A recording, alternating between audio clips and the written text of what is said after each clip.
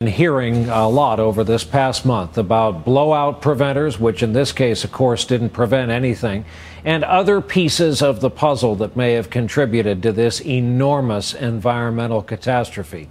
Tonight, though, we want to connect the dots a little more closely in this case. Our senior investigative correspondent, Lisa Myers, got a detailed briefing from an independent expert who has studied much of the evidence so far. He has a theory about the big picture, what went wrong here and why. Since the night of the accident, Berkeley engineering professor Bob B. and his team of experts have been gathering evidence and interviewing those involved, giving many of them confidentiality.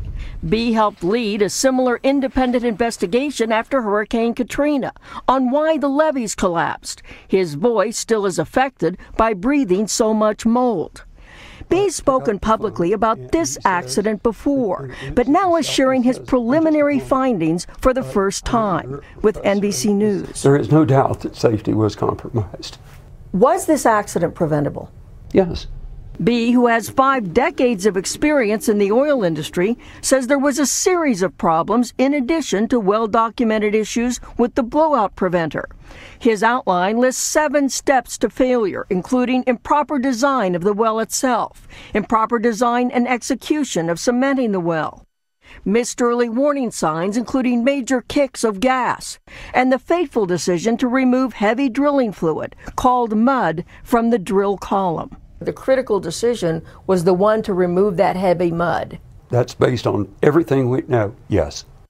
B also says drilling and well completion operations did not meet industry standards.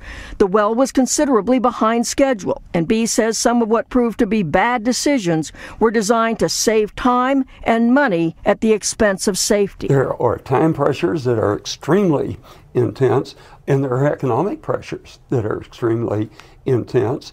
So you saw a lot of cutting corners. Sure. B says most of the blame for the accident rests with BP and the federal government, which failed to properly oversee the project. These are not bad people. We're just doing dumb things.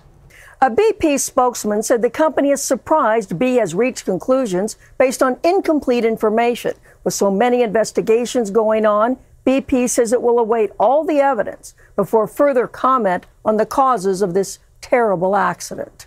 Lisa Myers, NBC News, Washington.